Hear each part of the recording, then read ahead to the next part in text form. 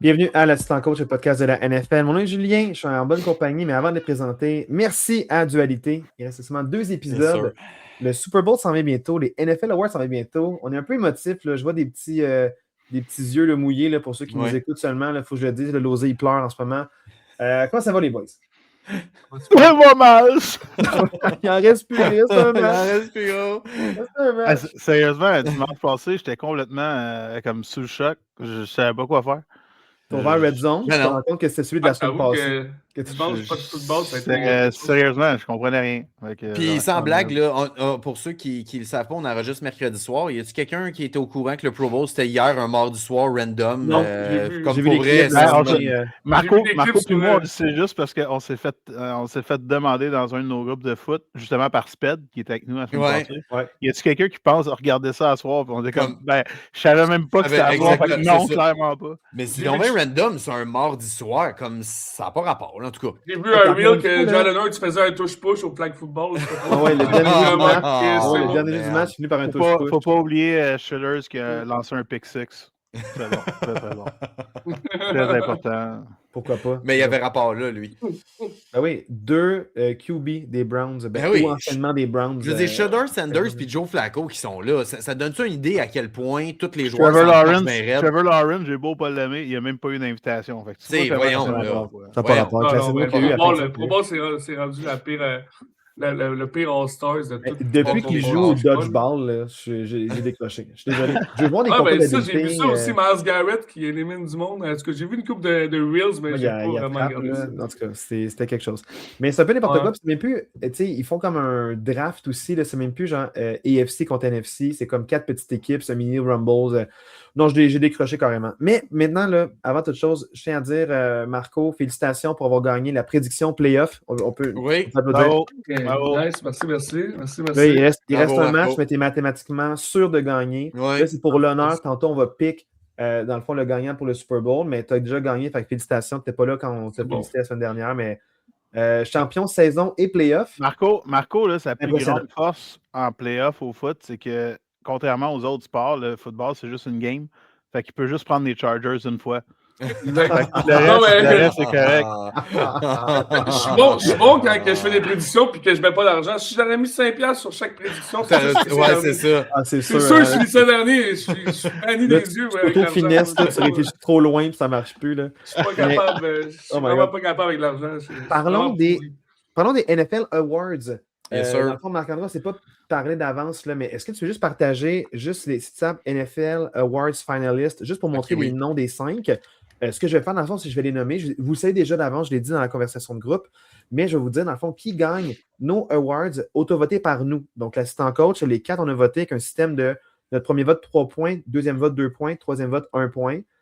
Donc, qui rentre unanimement comme NFL Awards? Donc, on se rappellera de Patrick, pas Patrick, mais c'était dans le fond, c'est qui le first unanimous MVP? Lamar l'a eu. Lamar l'a eu, je pense, une fois, mais il y a une fois, il y a juste un voteur qui n'avait pas voté pour lui. Tout le monde s'attendait qu'il y ait un deuxième unanimous, puis il a manqué un vote. Ouais, exact. Mais après, y a-tu Patrick Mahomes qui ensuite, il y en a eu un unanime aussi après? Il me semble qu'il y a eu un deuxième joueur qui a eu unanime quelques peu de temps après, mais je suis plus sûr c'est lequel. Peut-être que c'est Lamar qui en a eu un après quelqu'un aussi, je sais pas. OK, ben je sais que c'est arrivé 2 fois dans l'histoire récemment, mais dans le fond, pour notre MVP, sinon, dans le fond, on pourrait lire au complet le AP Most Valuable Player presented by Envy Lasagne. On fait pas de pub ici. Les prix sont vraiment trop longs. Là. Fait que nous, on va juste dire notre MVP pour la saison. Ouais, c'est ça. Il y avait évidemment le produit. c'est ça, placement de produit, là, mais c'est sûr que le Halftime Pepsi Showtime of the Year, c'est ça. Super Bowl, Mountain sacrément. Moi, je plug les bouteilles d'eau au Walla. Moi, je plug les pots maçons Bernardin. Ah, merci à Bernardin. Merci Bernardin. Là, je prends tout ça. C'est ça. Je vais prendre Advil pour enfants. Ça sauve des nuits. Donc, shout-out au Advil pour enfants. Sinon, il y a autre chose. Mais taxes l'année prochaine, tabarnak. Ça sent la fin de la saison. Je reçois mon compte de taxes municipales pour payer. Oui, moi aussi, je l'ai juste ici. Il est juste là, moi aussi. Dans le fond, là, on est le 4 février. Et dans le fond, trêve de présenterie, demain, jeudi soir, on va avoir les vrais gagnants. Donc, on va voir si on s'aligne avec les voteurs là, pour voir si on peut avoir un vote l'an prochain pour savoir qui gagne les awards. On va souligner un nom, là, souvent Marco, parce que lui, il a quand même la même mise là, sur les prédictions. Mais on va aller tout de suite avec, Martin, tu peux repartager les noms et les lire. Les 5 finalistes, Josh Allen pour les Bills, Trevor Lawrence pour les Jaguars, Drake May pour les Patriots, Christian McCaffrey pour San Francisco et Matthew Stafford pour Los Angeles. Et notre gagnant, notre MVP, c'est très serré par un seul petit vote. Ça va être Matthew Stafford qui l'emporte, notre MVP. Bravo. Ça va ressembler. Bravo. Hey, mais tu n'as pas expliqué le principe de vote quand on dit que c'est notre choix, c'est qu'on a fait un vote cette semaine. Les 4, on a donné des points à tout le monde. Puis on a pris celui. Tu l'as dit, ça? Premier choix, 3 points. On a 12 points. Regarde, tu vois à quel point je t'écoute. C'est dans l'une. Là. Je t'écoute pas. Il pense à son compte de taxes. C'est ça, exactement. Son compte de taxes est dans son fichier Excel. On donnait 6 points chaque. Puis ça donne un total de 24 points. Donc, c'est ça. Ouais. Fait que si il a gagné par un point, c'est parce que ça a été très serré. C'est maximum 12 points. Maximum 12 points. Fait que dans le fond, ouais, c'est maximum 10 à 9. 12. Mais là, dans le fond, c'est sûr que Matthew Stafford a une saison exceptionnelle au terme des statistiques. Il y a aussi 2 de ses receveurs qui ont beaucoup mangé cette saison. Mais on parle de 4707 verges par la passe. C'est 7,9 verges en moyenne. 46 touchés pour seulement 8 interceptions. Donc, c'est vraiment impressionnant. 46 TD, c'est pas n'importe quoi. On est très proche de la barre mythique des 50 que peu ont atteint. Exact. 8 interceptions seulement. Donc, on voit, c'est pas un gunslinger, mais il était quand même très précis. Il y a eu un mauvais match, je pense, avec 3 picks. Ouais. À part ça, justement, c'était contre les Panthers. Là. À part ce match-là, c'est vraiment très steady tout le long de la saison. Donc, bravo là, pour la très, très belle saison qu'il y a eu. Matthew Stafford, c'est bien battu en demi-finale, justement, contre les Seahawks, mais à cause d'unité spéciale, ils ne sont pas au Super Bowl, mais ça a fallu de peu pour la meilleure attaque de la Ligue. Donc, pour moi, c'est mon MVP. Puis je pense que pour vous aussi, c'est quand même très unanime. Là, ça s'est joué à pas grand-chose. Mais bon deuxième, c'était dans le fond Drake May. Donc, est-ce qu'il y en a qui aimerait peut-être réagir à pourquoi il aurait aimé ça que Drake May gagne? Moi, je n'ai pas voté ni pour l'un ni pour l'autre. Moi, j'ai voté pour Drake May 3 étoiles, moi. Over Stafford. Moi aussi, j'ai eu Drake May 3 étoiles. Ouais. Honnêtement, pour un gars de deuxième année, faire 35 touchdowns, finir avec un rating de 113, a été saqué quand même 47 fois, c'est bien débrouillé, a fini quand même vraiment, en termes de points fantasy, je pense ex-aequo presque avec Stafford, qui a eu 46 touchdowns, puis seulement 8 interceptions, puis il a été saqué seulement 23 fois, on va se dire, une super bonne ligne offensive. Donc, oui, c'est un exploit de Stafford à son âge d'avoir fait ça, mais avec une équipe qui sort des Patriotes, qui sort des boulamites de l'année passée. De 4-13 à 14-3. Là. Ouais, c'est quand même nouveau coach, une année difficile l'année passée, comme on vient de dire. Puis, des choix ont été faits durant la saison par le coach pour amener ça à bon port. Puis, bon leader. 35 touchdowns de tête, puis il court, il a quand même couru. J'ai une stat de Drake May que j'affectionne vraiment beaucoup. Puis le genre de stats qu'on ne parle pas souvent, parce que c'est sûr que c'est pas ça qui ressort la plupart du temps. Mais je ne sais pas si vous connaissez un certain Tom Brady qui a joué avec les Pats pendant bien des années, là, qui a gagné une coupe de trophées. Je pensais que c'est un ancien receveur des Expos, moi. Ouais, ben entre catcher, ils se connaissent. C'est ça, voilà. Non, mais sans joke. Mais c'est vrai. Je sais, Drake May, 2e saison, puis il a détruit complètement le record des Pats de 69% de complétion de Tom Brady. C'était sa meilleure saison à vie, puis il y a eu 72. Écoute, 72%, tu sais, ça peut avoir l'air banal là, des 2-3%, mais non, comme 72%, c'est le meilleur pourcentage de complétion depuis je ne sais pas combien d'années. Il a détruit un record de Tom Brady qui appartenait à l'interne dans les Pats. Moi, ça, c'est une stat qui me parle beaucoup parce que ça veut dire. Puis, c'est pas un 72% avec un nombre de verges quand même assez bas. C'était pas juste des. On a parlé souvent des schémas de passes complétées cette année. Marc, il mettait tout le temps le truc graphique. Mais non, ça a été. Puis en plus de ça, au-delà de ça, on s'entend que c'est pas le room de wide receiver. Exactement ce que je m'allais dire aussi. Absolument. En plus, avec tout ça, pour moi, Drake May, c'est mon MVP cette saison. Alors, on s'en allait dans la saison avec Drake May, avec genre Stephen Diggs qui a 31 ans et plus. On s'est dit, il est presque fini, en tout cas sur une pente descendante, avec rien d'autre comme weapon. En tout cas, des noms comme même que Keyshawn Boutte, qui est un choix de 6e ronde, Carl Williams, un choix de 3-4e ronde. C'est du monde qu'on ne connaît pas. puis de faire 300 verges de moins que Stafford à sa deuxième année, avec tout ce room-là qu'il vient de dire, c'est quand même assez exceptionnel. Ouais. Vraiment impressionnant. Mais bravo aux deux. Hein, absolument. Les deux, on parle de, puis juste pour clarifier un peu la situation, on parle des top 2 offense de l'année. Donc, dans le fond, Matthew Stafford avec le numéro 1 puis Drake May avec le numéro 2. Donc, c'est 2 saisons exceptionnelles. Bravo aux deux. Ça va jouer à pas grand-chose. Drake May pourrait gagner.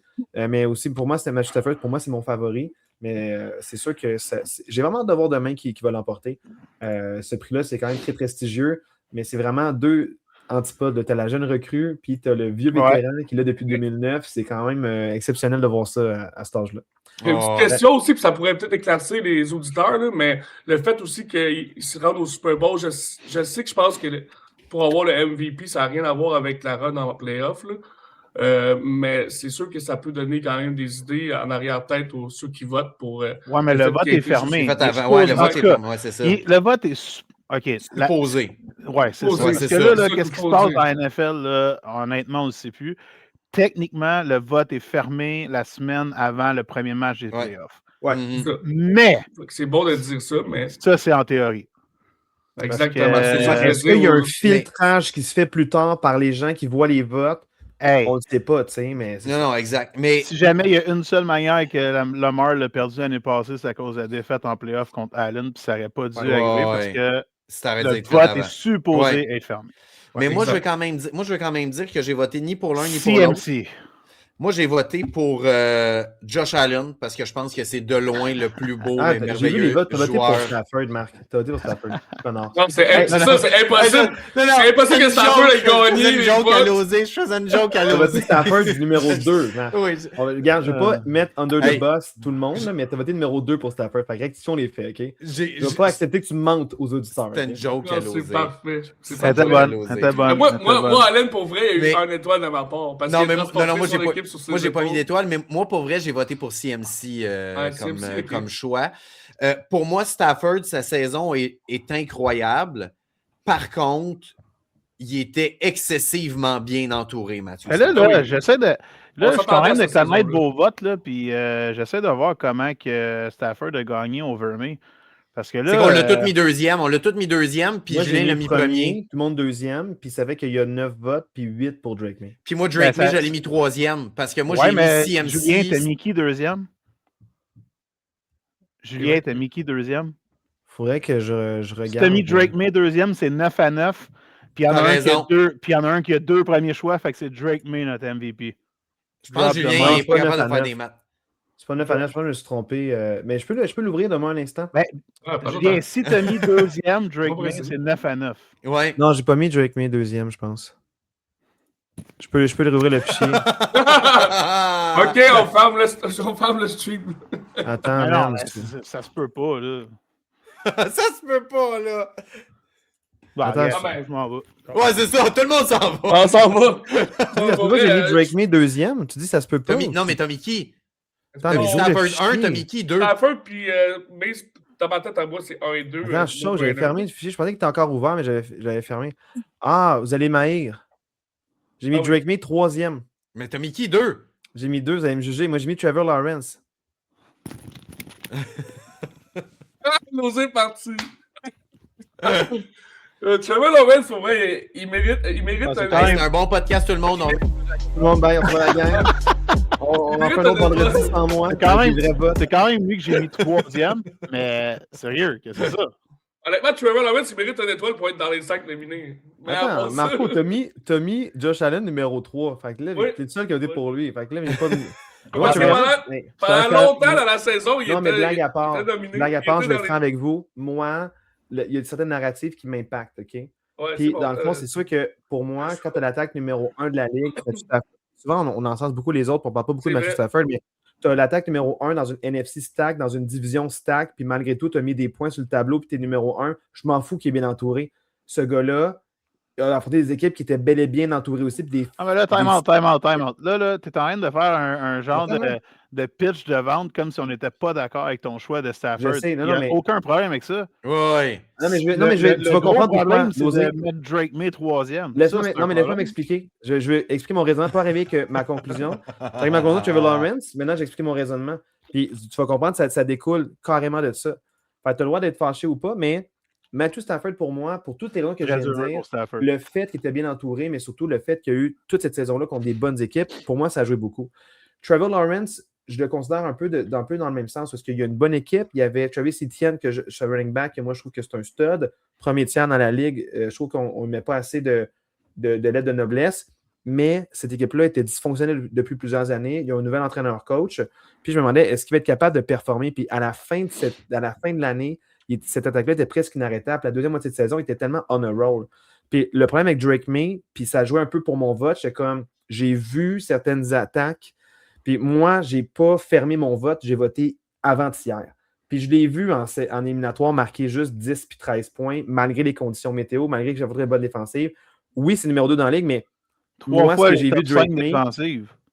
vu de Drake May, c'est affronter des équipes faciles, qui a un calendrier qui était dans le top plus facile. Puis je dis, s'ils ne sont pas trop challengés, c'est plus facile d'avoir des points gonflés. C'est impressionnant. J'enlève rien à ce qu'il a fait pour Drake May, mais pour moi, c'est mon 3e. C'est pas mon numéro 2, c'est mon 3e. Je trouve que Trevor Lawrence était plus impressionnant cette saison que Drake May, même si c'est rendu moins loin. Dans le fond, moi, j'ai trouvé Trevor Lawrence plus impressionnant au niveau de... Je commence à comprendre bien les affaires. Je commence à comprendre bien des choses. Ah. Ouais.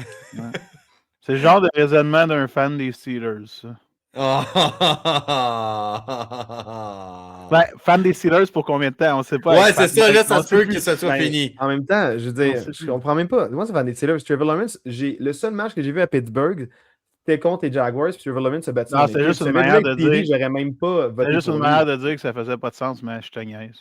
C'est juste une façon de ramener les Steelers. Fallait juste que je plug les Steelers. On va accélérer un petit peu plus là, pour les autres. On a perdu Marco en passant, là, il devrait sûrement revenir. Là. Ah, mais je l'ai jamais vu aussi beau que ça. Ouais, il est vraiment beau, actuellement. Dans le fond, là, ce que je trouve, c'est que... Oh, on t'entend, yes sir. Là, dans le fond, on va parler du joueur défensif. Marc-André, montre-nous les votes. Oui. Il y a plusieurs qui n'ont pas eu de vote. Je suis très content de voir qu'on est très unanime. On est unanime pour le premier choix. On est presque unanime pour le deuxième choix. Donc, c'est vraiment impressionnant de voir ça de notre part. Je pense qu'on est quand même assez... Tu nous as juste donné les gagnants tantôt. Veux-tu nous dire qui a fini deuxième et troisième? Ah, ben dans le fond, c'était...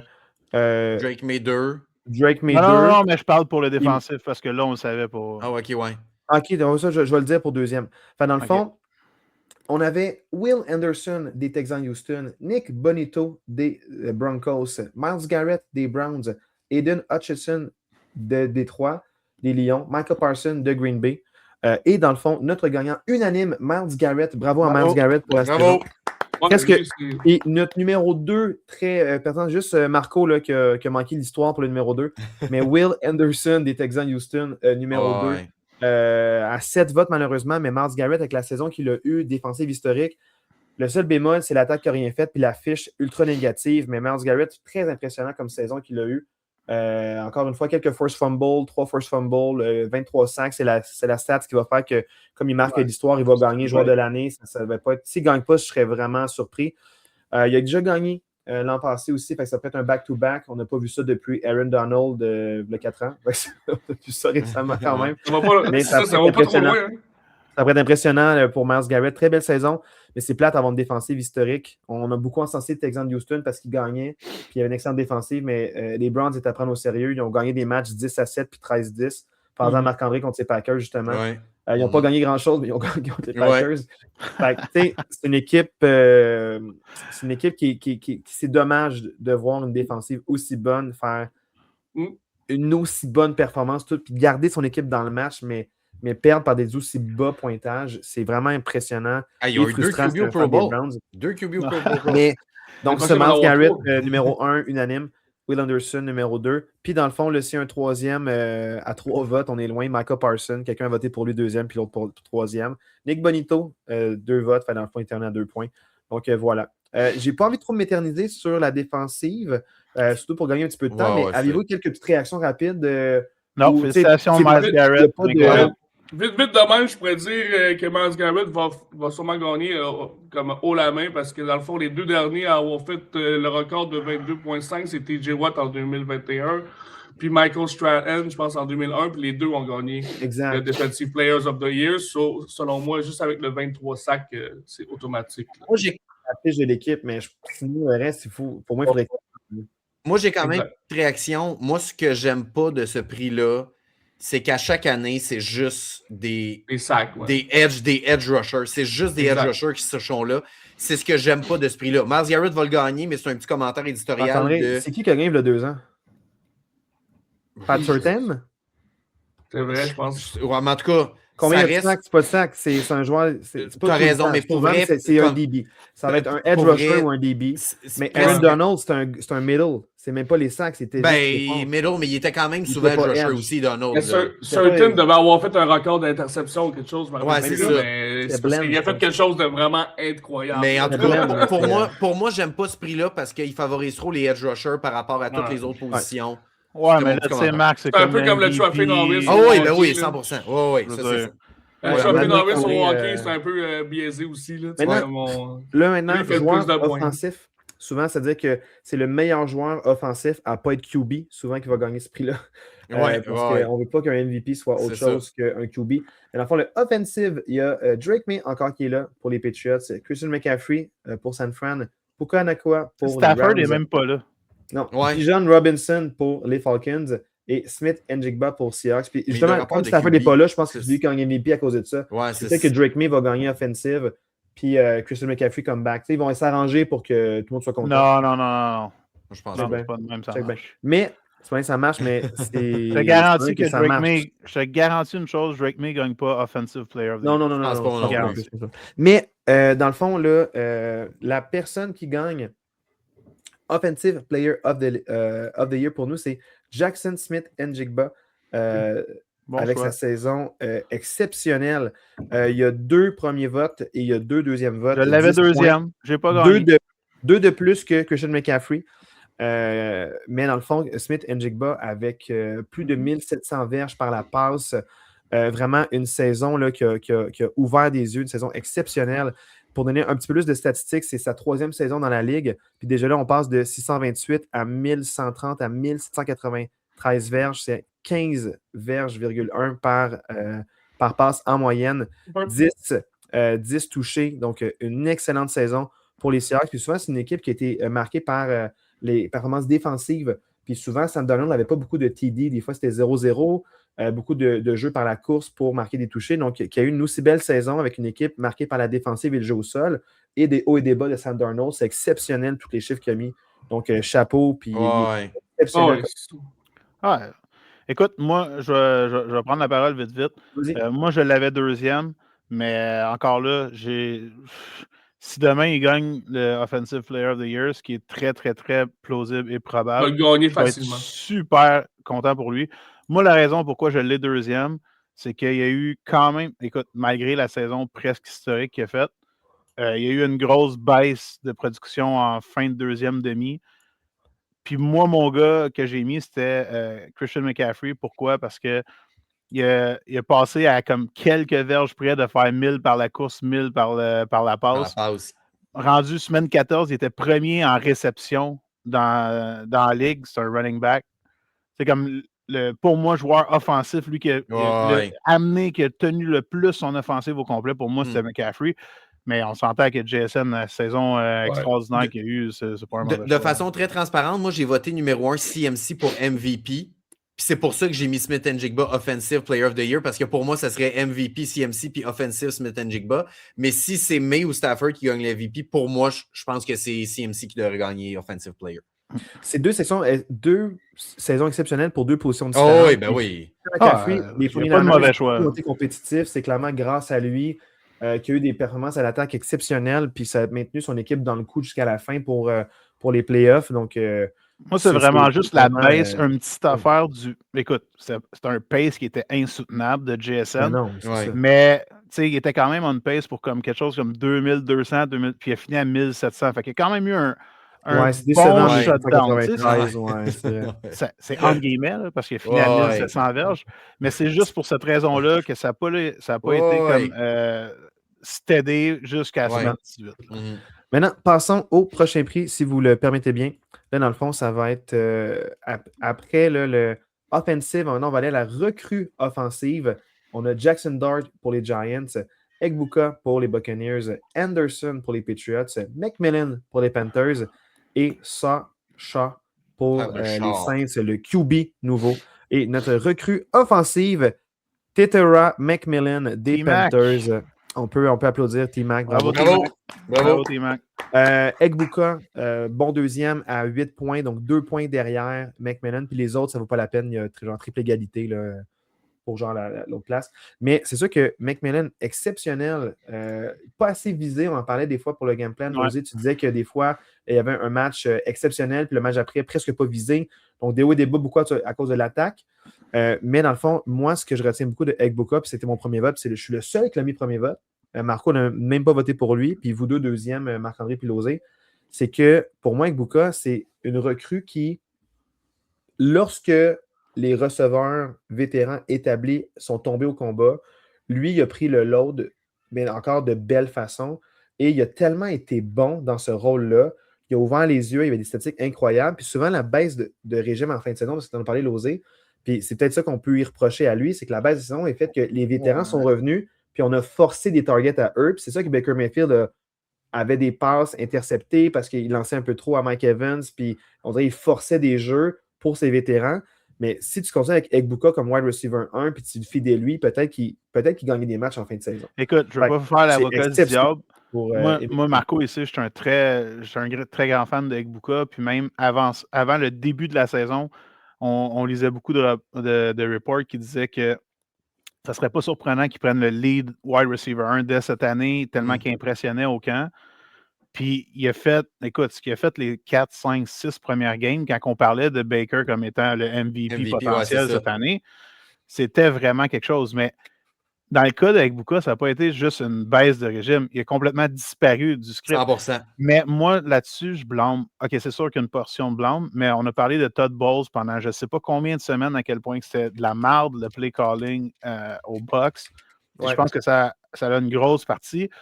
Mais c'est plate pour Egbuka d'avoir comme le point d'exclamation de sa saison, c'est l'échappée contre Caroline qui aurait amené les Bucs en playoff.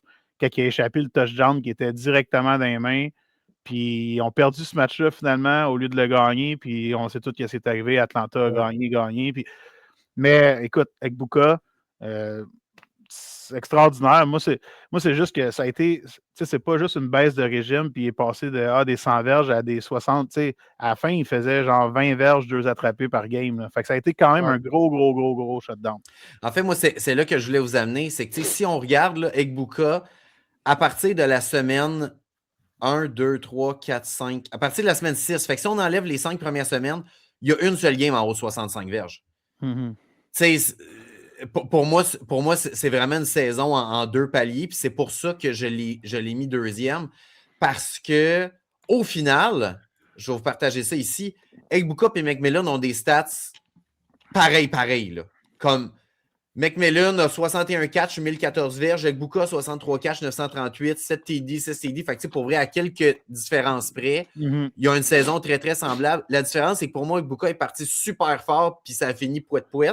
Puis McMillan, c'est un peu l'inverse. Plus l'année a avancé, plus il a pris du galon, puis meilleur il a été.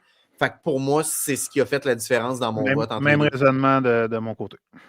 En même temps, pour McMillan aussi, c'est que ce qui l'aide dans cette candidature-là, c'est que les Panthers, on n'avait aucun espoir à l'attaque pour eux. On savait qu'il y avait un jeu au sol, qu'il y avait 2 bons running backs, que ça allait bien se passer au niveau du jeu au sol, mais par la base, on n'avait pas d'attente. Puis qu'il y ait 1000 verges à saison recrue avec des Panthers qui n'allaient pas bien dans les dernières années, il a créé la surprise. C'est un marché qui était comme un peu laissé de côté. Ouais, les Panthers, ils vont gagner des matchs un petit peu, mais sans plus. Ben, ils ont quand même gagné leur division. Ouais, puis là, hâte de voir l'année prochaine, parce qu'un gars comme Jalen Cocker, qui à la fin de l'année, il faisait des 100 verges à gauche, à droite, comme qu'est-ce qui se passe? Ça va peut-être être une attaque qui va être un petit peu plus le fun à regarder l'année prochaine. Ils ont gagné des matchs serrés, ils gagnent contre des bonnes équipes. On prendrait juste un bon QB, mais ça... Il fallait contre les... Donc, je pense qu'ils ont perdu contre les Saints 2 fois, mais ils ont battu les Rams, ils ont battu les Packers. C'était un peu une saison complètement cirque pour eux. Écoute, Caroline, c'est les nouveaux Steelers du NFC. Ils gagnent les matchs qu'ils devraient perdre, puis ils perdent des matchs qu'ils devraient gagner, puis on finit 9-8. Carrément, c'est fou, là. C'est exactement ça. C'est les Steelers. Hey, Marco, on t'entend pas. C'est Marco qui t'a coupé, cherche pas les options. Non, c'est pas moi. On t'entend pas plus. On t'entend toujours pas. Non, ça va bien. Non, Marco, on t'entend pas. Non. Ça marche pas pour Marco. En tout cas, il a dit, pour ceux qui ne regardent pas, il a dit tabarnak. Merci pour la vidéo description, Losé. Pour le nombre de sacs, tant qu'on ne se fait pas payer, on a le droit, moi j'en profite. Ben oui. Regarde, écris ce que tu veux dire. Là. Ben, regarde, t'as coupé ton micro, essaie de parler, voir si c'est l'inverse maintenant. Peace out. Il va se déconnecter et va se reconnecter. Son micro n'est pas connecté actuellement. Ah, c'est ça son micro. Mais Oh, yes, sir. Bravo. Vas-y, on t'entend. Vas-y. Ouais? OK, bon, parfait. En fait, ce que je veux dire, c'est que T-Mac, il gagne un peu par défaut. Tu sais, oui, il a connu une belle saison, 1000 verges, mais je trouve que tu le mets dans n'importe quelle année dans les 4-5 dernières années, puis c'est pas lui qui gagne, dans le sens où Dart, dans les nominés, Dart il a joué une moitié de saison, Tyler Shott une moitié de saison, même chose pour Anderson, il était RB3, il est tombé RB2 vers la fin, il a connu des beaux spikes, mais ils ont tous joué, puis Edbuka a joué une moitié de saison, donc c'est le seul qui a joué comme une saison constante de 17 games en allant vers le haut. Il va gagner par défaut, mais c'est ça. C'est juste oui, mais en même temps, c'est pas une saison recrue comme c'est pas de la merde, mais je veux dire, il y a une belle saison recrue avec une belle un Bryce Young avec un Bryce Young qu'on était comme Colin, il va-tu être capable d'y faire 700-800 avec une belle progression, puis on a parlé souvent, comme Julien a dit, le game plan n'est pas assez targeté, mais ce qu'il a été capable de faire au moins pendant tout le long de la saison, c'est des touchés de 30-40 verges. Puis qu'est-ce que tu veux de ton wide receiver 1? C'est que c'est un gros gars, c'est un 6 pieds 5, je pense, de mémoire, le T-Mac. Fait que c'est un gars, c'est un genre de Mike Evans. Qu'est-ce que tu veux d'un Mike Evans? C'est que tu dompes le ballon. Tu veux le touchdown de 40 verges qui va faire switcher la game de bord, ben, il a été capable de faire ça. Ouais, vraiment.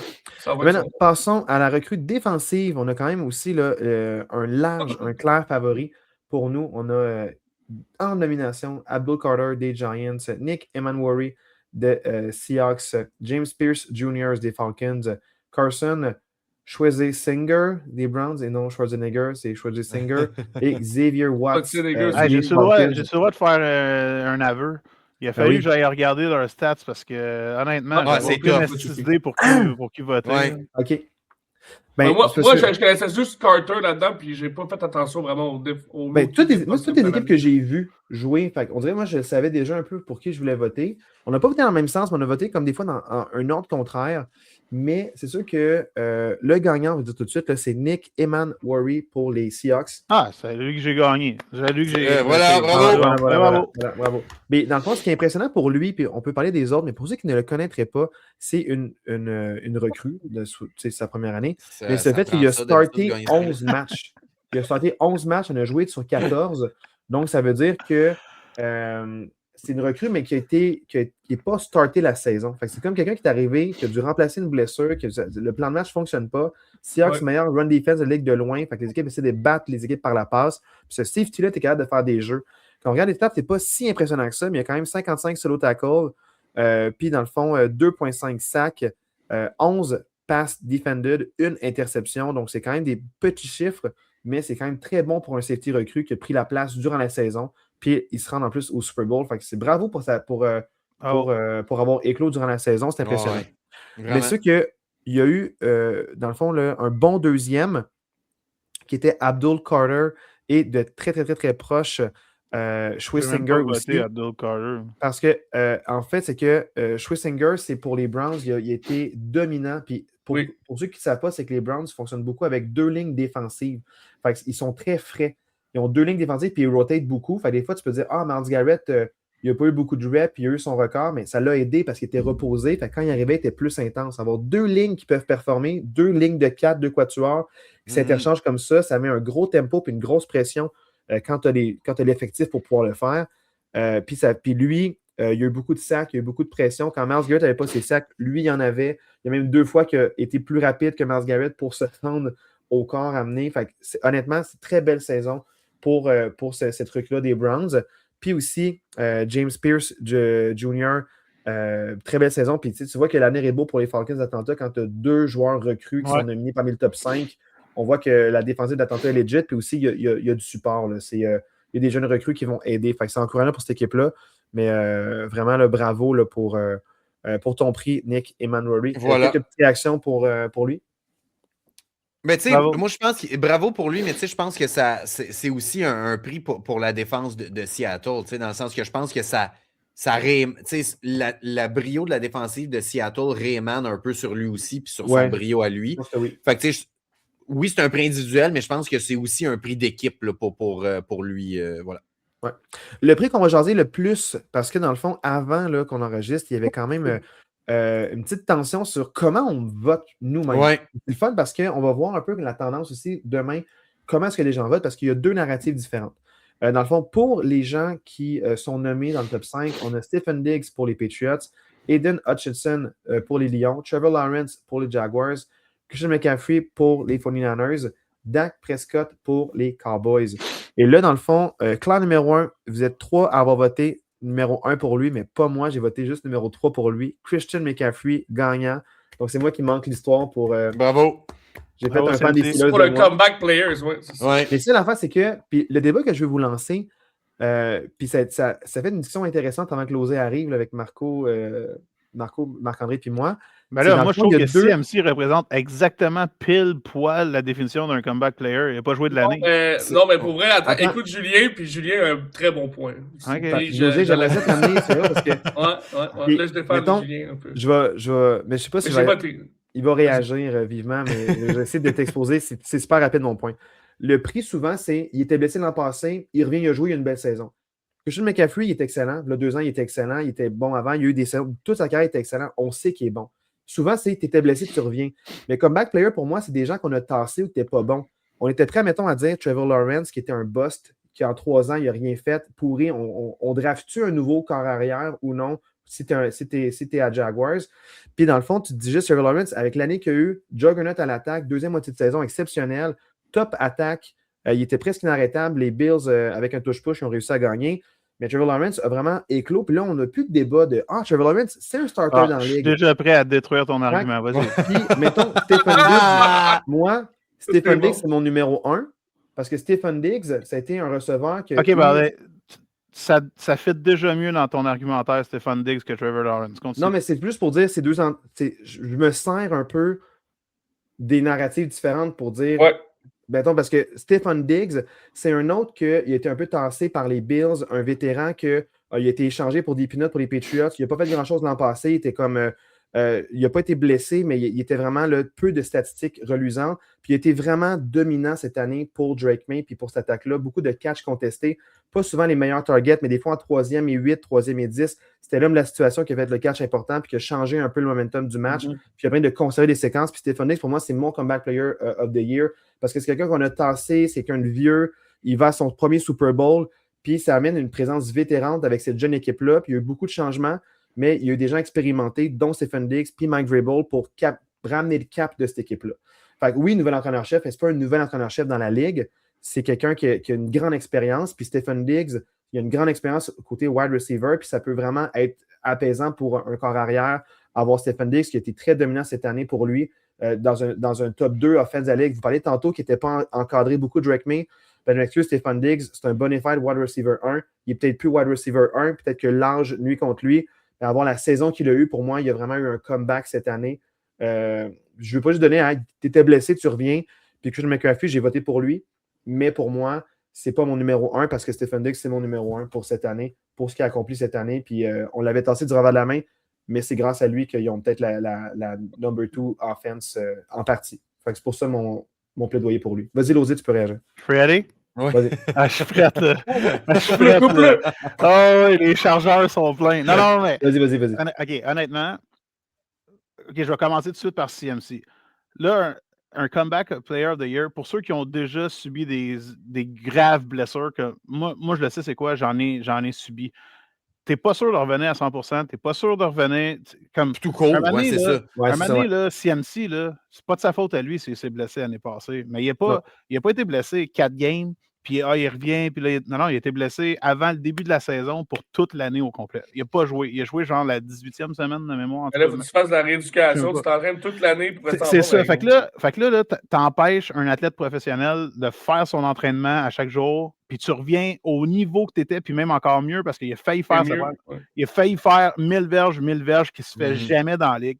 Fait que là, ça, c'est mon plaidoyer pour McCaffrey. Là, comme je comprends ce que tu veux dire, que OK, tu as été blessé. Mais au bout de la ligne, il a été blessé, le gars. Il a réussi à surmonter une blessure qui était extrêmement grave pour revenir. Puis justement, tout le monde pensait qu'il allait se reblesser. Tout le monde pensait, c'est MC, on ne le prendra pas dans nos fantasy, on ne le prendra pas si, il va se reblesser, il va jouer 4 games. Non, il les a tous joués. 10e, 11e, 12e. C'est ça, exactement. Puis là, mais moi, là pour ton narratif de Stephon Diggs puis de Trevor Lawrence, OK, Stephon Diggs, selon ton point de vue de Comeback Player of the Year, je trouve que ça fit quand même. Parce que c'est un gars qui a été très bon, qui est devenu moins bon au travers des années, qui a perdu un petit step en vitesse puis tout, puis qui a bounce back year cette année. Fait que ça, je te le donne selon ton narratif. Trevor Lawrence, je trouve que ça n'a absolument aucun rapport. Non, parce mais que là, tu es en train de dire... Juste peut-être que je me suis mal compris, c'est que Trevor Lawrence, c'est la troisième tangente, c'est qu'il y a les trois cas avec ces trois noms-là. Tu sais, je ne suis pas en train de te dire que je pense à Trevor Lawrence avant McCaffrey, mais... Non, je sais, mais... Il faisait... Je suis vieux, j'étais moins bon, je suis redevenu bon. J'étais un boss, mais là, je l'ai clos. Laisse-moi le détruire, là, 2 secondes. Non, mais pour de vrai. Fait que là, tu es en train de donner un avantage, des points positifs pour ce award-là à un gars qui n'a juste jamais été bon. Fait que tu peux pas donner un comeback player of the year à quelqu'un qui n'a jamais performé encore. C'est ça. Dans le fond, là, ce que tu ferais donner à Trevor Lawrence... points pour une éclosion, dans le fond. Ce que tu ferais donner à Trevor Lawrence, c'est un breakout player of the year. Exactement. OK, on s'attendait depuis qu'il est sorti NCAA, il était supposé être bon, il n'a jamais été bon, puis là, ça n'est paf! Mais d'abord, donne le même trophée à Sam Darnold. Pourquoi pas Sam Darnold puis Trevor Lawrence? Moi, j'aurais aimé jamais voir là, Sam Darnold. Ce serait bon si on devait inventer un trophée, nous autres. Non, mais en tout cas... Un Breakout Player of the Year. Breakout Player of the Year presented by l'Assistant Coach Podcast. Non, mais ça serait parfait. Moi, ce que je voulais dire, c'est que ton narratif différent, si tu ne veux pas te fier aux blessures puis tout, ce que je comprends... Non, pas seulement aux blessures. Non, c'est ça. Je ne suis pas super d'accord, mais c'est correct. Ton narratif avec Stephon Diggs, je trouve que c'est un bel exemple. C'est pour ça que je l'avais deuxième, moi, Stephon Diggs. Il est revenu, il a come back strong. Puis. T'as pas voté pour lui? Hein? T'as pas voté pour Stephon Diggs? Yes! C'est qui que j'ai voté? T'as voté numéro 1, McCaffrey. Numéro 2, t'as voté Trevor Lawrence. Il n'y a aucune chance que Lose ait Numéro voté 1, t'as voté Dak Prescott. C'est drôle en temps de... Non, j'ai dit n'importe quoi. Il n'y a aucune chance que Lose... Je te jure, je te confirme. Moi, t'as voté Trevor Lawrence numéro 2. Ben, j'ai pas voté Dak Prescott. Dak Prescott numéro 1. Non. Il y a eu un fuck de... Prescott, bien sûr. C'est sûr, c'est bon. Ça, c'est bon. Je te confirme que ça a été CMC 1, Diggs 2, puis Trevor Lawrence 3. Je te confirme que c'est ça mon vote. T'as pas voté pour Diggs du tout? Ben, j'ai pas voté pour Dak Prescott, je te confirme.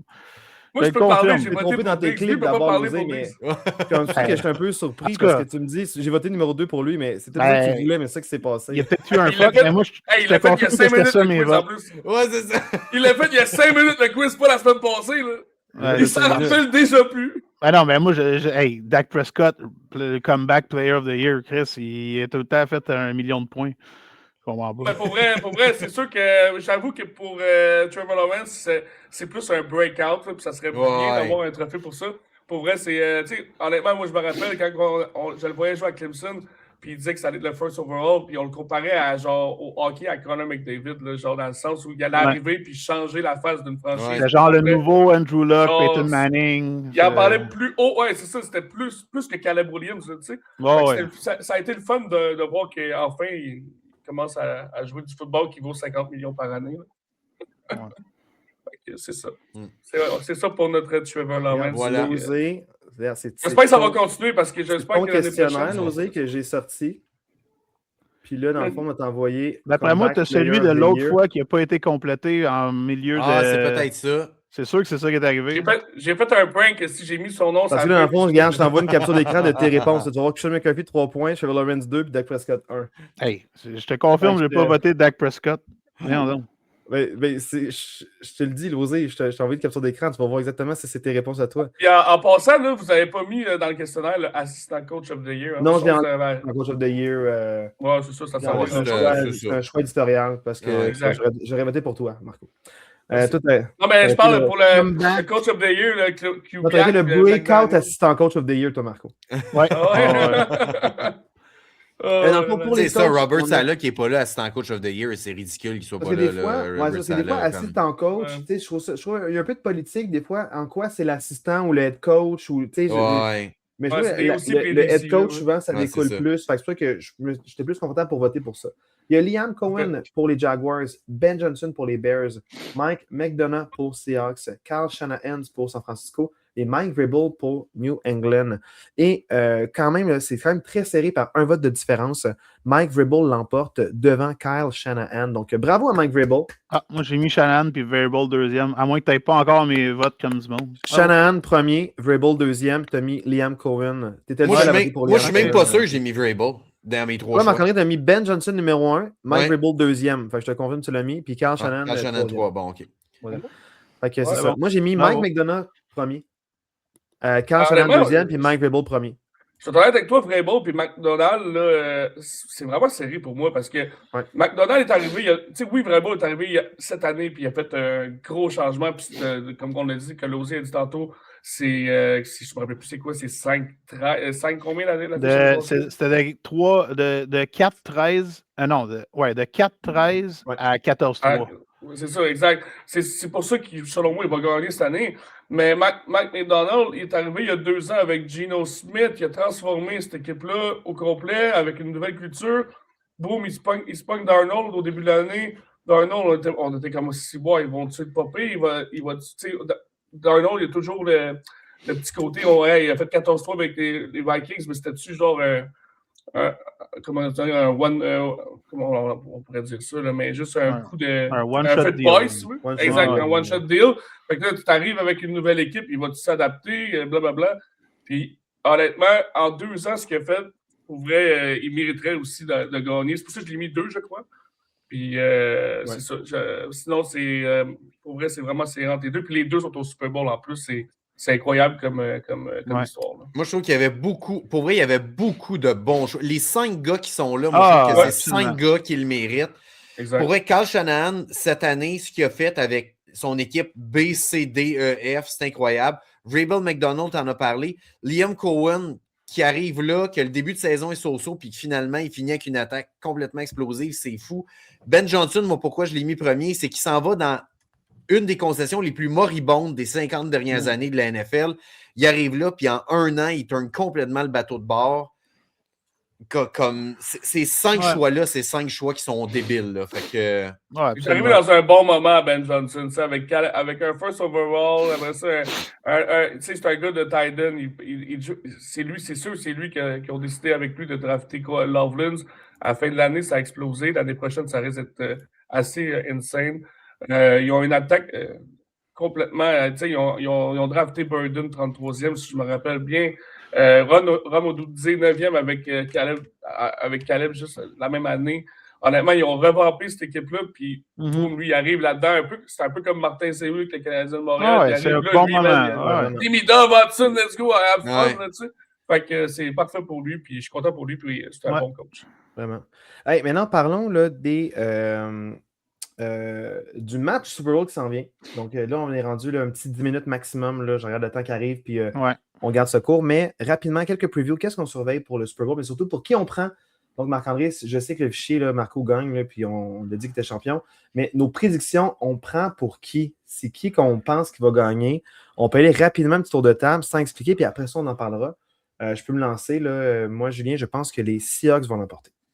Marc-André? Je suis 100% d'accord avec toi. Je comprends tout le narratif qu'il y a. Les Patriots, c'est une saison incroyable. Mais je pense que all around, si on regarde position par position, les Seahawks, je pense qu'ils ils sont meilleurs que les Patriots à presque toutes les positions. dont sur les...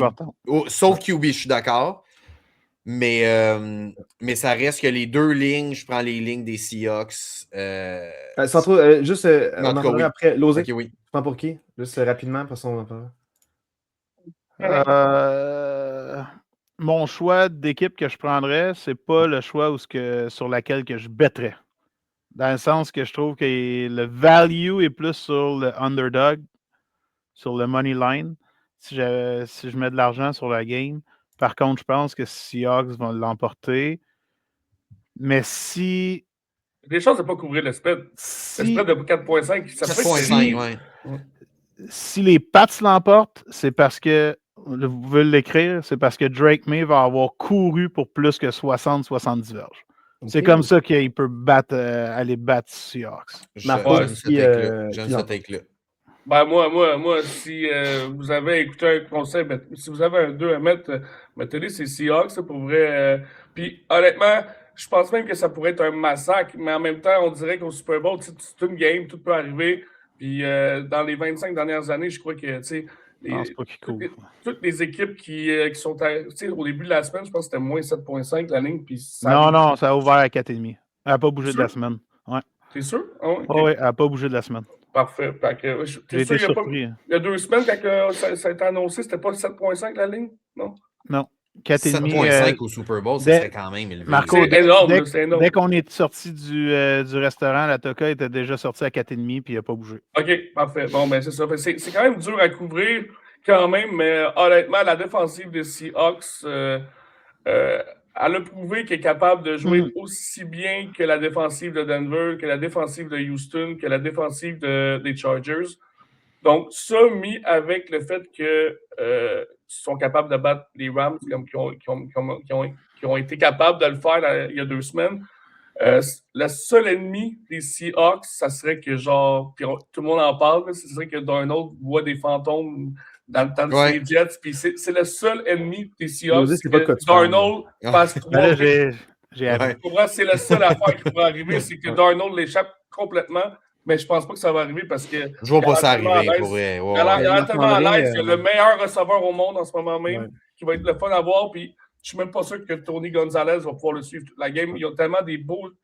Kubiak, qui est devenu le coach des Raiders, tellement des beaux passing plays pour. Il était complètement tout seul sur un touchdown contre les Rams. Je n'étais pas là pour en parler, là, mais ça n'avait aucun sens. Que JSN, ton plan de match, que le gars que t'entoure 25 fois sur le tableau en disant « Gros, j'en veux 2 sur lui toute la soirée », se ramasse sur une île déserte dans une zone de touchdown pour faire un touchdown dans une game hyper serrée. Ça n'avait aucun sens. Donc, je crois que si JSN est capable de faire produire JSN, ça ne sera même pas un match. Mais tu vois, j'ai arrêté Marc-André avec ton argument. J'ai coupé Marc-André tantôt qui parlait des 2 lignes. C'est pour ça qu'il reparte un peu là-dessus. Mais vas-y, Losé. Oui, ça va prendre 2 secondes. Vas-y. Je suis tout d'accord avec ton argumentaire, Marco. La seule affaire que je suis un petit peu pas d'accord, c'est ton take que il y a seulement une manière qu'ils perdent, c'est Darnold qui peut faire perdre. Moi, je pense pas que ça, c'est vrai. Je pense que les Pats, je pense quand même que Seahawks va gagner. Mais je pense que les Pats sont capables de gagner le match même sans que Darnold perde la game. Je pense pas que c'est seulement ça qui peut arriver. Ouais, je pense aussi. La défensive des Seahawks, Drake May va courir. Tu sais, comme tu dis, il faut qu'il court. Parce qu'il va falloir qu'il cherche des Seahawks, Matthew Stafford vient de lancer 375 verges contre. Fait que tu sais, puis là, on parle du candidat mais MVP, on parle du gars qui a 46... Ouais, mais on parlait du gars qui a 46 touchdowns. On parle de l'autre gars qui est MVP cette année. Je voudrais régresser au rack à vélo, là, Marc-André. Les 2 lignes, c'est intéressant.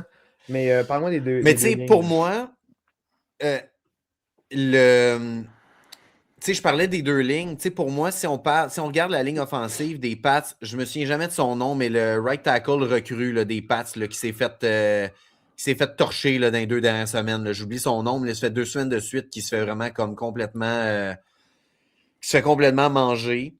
C'est sûr que moi, ça, c'est quelque chose qui m'inquiète. La ligne défensive des Seahawks, c'est la meilleure run defense de la NFL. Pour moi le fait que les 2 lignes, je les donne à l'avantage des Seahawks. Pour moi, c'est vraiment là que je pense que le match va se jouer.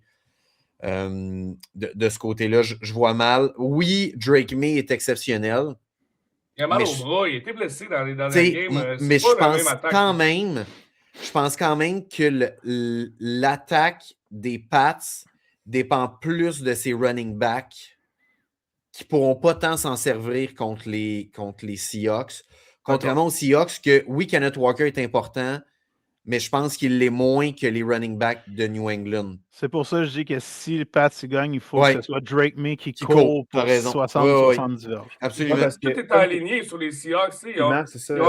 Ils ont un Cooper Cup qui pogne des petites passes. Ils ont un Shahid qui fait des miracles. Ils ont GSM le meilleur. Ça, quand on parle de l'échange de l'année, c'est peut-être ça l'échange de l'année dans la NFL. Shahid, c'est incroyable. Là, il était bon pour les Saints, alors que les Saints allaient nulle part. Puis ce qu'il fait avec Seahawks, c'est incroyable. Vous ne saurez pas, vous en croirez pas vos oreilles, qu'est-ce que je vais vous dire là, mais dans 2 ans, on va se dire que l'échange de l'année, ça a été Sauce Gardner contre les deux Jets. first picks. Oui, les Jets. Ça va être vu que c'est des joueurs des Jets, ils vont sûrement pas être bons. Là, en tout cas. Non, mais ils vont être bons pour les Jets parce qu'avec on change de sujet, là, mais je suis content pour les Jets parce qu'ils vont pouvoir reconstruire rapidement. Puis s'ils finissent dernier cette année, il y a 2-3 bons QB dans les top 5 qui vont être. Il y a quelqu'un au moment de l'échange qui a dit que ça allait go down in history comme étant la pire échange de l'histoire ou dans le top 5. Je sais pas ça qui pourrait. ça. Le podcast de la semaine, tu l'avais dit. L'année prochaine, le repêchage. 7-1 la fiche, je dis, ils font ça puis ils feront pas les playoffs. Ouais. Pour revenir sur le Super Bowl, là, juste pour revenir, on s'écarte des Jets un petit peu, là, mais pour revenir sur le Super Bowl, moi, l'affaire que je veux dire, c'est que pour avoir une chance de battre Seattle, il faut que tu regardes de passer le ballon. Puis les Pats sont capables de passer le ballon quand même. Fait que c'est ça qui m'encourage un peu parce qu'avec la meilleure run defense, tu ne pourras pas courir comme tu le veux ou tu as beau dire on est tough puis on va quand même courir puis s'entêter à essayer quand même d'essayer la course. Puis même si on a des jeux neutres, on va le faire quand même parce qu'on veut garder la menace constante. Ça va faire que le début de match peut être lent si les Patriots attaquent comme ça. Mais s'ils se disent hey, on peut t'affronter par la passe, puis dès le début, ils tentent des passes avec une certaine profondeur, pas des bons, là, mais ils tentent déjà pour dire hey, nous, on va t'attaquer, là, puis on a un plan de match pour t'attaquer là, les faiblesses. Bien, ça se peut qu'on ait un match très divertissant dès le début. Mais si les Patriots jouent conservateur puis ils ont peur de perdre un peu une avance ou ils jouent le jeu de possession. Fait que moi, j'ai hâte de voir est-ce que c'est eux qui ont la première possession. Parce que si on a la première possession, ils vont être conservateurs. Mais si c'est les Seahawks qui l'ont puis ils marquent un toucher, est-ce qu'ils vont ouvrir le livre de jeu? Est-ce que la séquence à l'attaque change pour le play calling des Patriots? Fait que j'ai vraiment hâte de voir qui commence avec la balle au Super Bowl. Pour moi, ça peut jouer gros sur le game plan. Mais c'est sûr que il faut quand même rendre honneur à Drake May, qui est MVP candidate, puis aussi à l'attaque, la deuxième meilleure attaque de la Ligue. Je pense qu'ils vont être capables de marquer des points contre cette défensive-là. C'est ça, exactement. Tu as un bon point. Puis je pense qu'on va avoir un match. Ça ne va pas être un match ultra défensif, ça va finir sur la les deux équipes en haut de 20 points, mais je pense que ça va être vraiment divertissant. Mais j'ai hâte de voir comment ils vont commencer le match. Ça va être ça mon plus gros... c'est ça ma plus grande attente. Tout le monde est d'accord avec le fait que Seahawks sont défensive. C'est quelque chose de rare, tu sais. Puis surtout leur rushing. Oui, puis surtout contre la course. Par contre, si on back de 2 semaines, on n'a pas besoin de checker un match à semaine 7. Justement, on compare l'attaque des Rams avec celle des Patriots, première contre la deuxième. Est-ce que par la passe, les Rams font tant que ça plus peur que les Pats avec le nombre de verges qu'ils ont gagné dans l'année? Pas tant que ça, tu sais, un peu. Est-ce qu'au sol, les Rams sont meilleurs que les Pats? Clairement pas. C'est pas Kyren Williams. Non, ça, je suis d'accord. Puis Corum qui ont un meilleur duo running back que Henderson puis Stevenson. Fait que, tu sais, au bout de la ligne, on est tous d'accord pour dire, hey, ils sont pas capables de courir. Qu'est-ce que c'est? Rams, ils ont fait 30 points. Stafford a lancé pour 375. Oh oui, c'est sûr. Dire, à un moment donné, puis en plus de ça, ce match-là, il était à Seattle.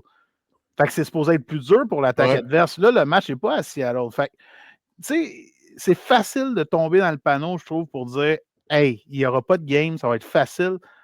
Moi, je suis pas. Moi, je suis pas vendu du tout. Qu'est-ce qui est louche? Qu'est-ce que je trouve qui est moins bon pour l'attaque puis Maze? C'est que oui, tu as raison, c'est la deuxième attaque de la Ligue. Mais ce qu'ils ont montré dans les playoffs, ça n'a pas été convaincant pour tout le monde. Contre les Chargers, c'était so-so.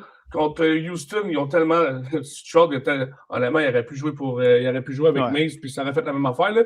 Il avait le ballon tout le temps. Fait que oui, il a fait son 260 verges par la passe, puis tout. Mais c'est parce qu'il était en possession, c'était tout côté patriote. Par contre, je t'arrête. On vient d'arrêter de 1 heure, mais juste pour dire, Lozé l'a dit la semaine dernière. le parcours des Patriots est exceptionnel parce qu'ils vont affronter 4 des top 5 meilleurs defense. C'est incroyable, ça. C'est hallucinant. Fait que, oui, ils n'ont pas marqué beaucoup de points, mais ils affrontent des défensifs, mais malgré tout, ils sortent vainqueurs quand même. Fait que même dans des matchs défensifs, ils savent gagner. Dans les matchs offensifs, ils savent gagner parce qu'ils sont bien coachés, ils ont un plan de match. Fait que j'y crois, ils vont être compétitifs. On va avoir un bon Super Bowl. Moi, je pense que ça va être un bon match, les boys. Puis on dit le match seulement, un revirement peut tout changer cette game-là. Avant qu'on se mette sur la dualité, c'est qui la 3e meilleure attaque de la Ligue? On n'en parle pas assez. Les Seahawks de Seattle. C'est pas des ticounes non plus quand même. C'est 2 bonnes attaques qui s'affrontent, 2 bonnes défensives. Et surtout 2 bonnes attaques, on va avoir tout un bon spectacle. Puis j'ai hâte de vous en parler la semaine prochaine, de voir qu'est-ce qui s'est passé finalement. Yes. Donc, c'est sur dualité. Merci énormément, les boys. Merci énormément pour votre présence. Et comme nous l'a dit, on vous souhaite un next Super Bowl. Portez-en bien. Yes. Et puis l'année prochaine. MVP, je l'ai pris dans mon nouveau dynastique. T'aurais dit en premier. Non, c'est Mendoza l'MVP l'année prochaine. Avec les Raiders. Il va être ciao la gang. Yes, sir. Salut.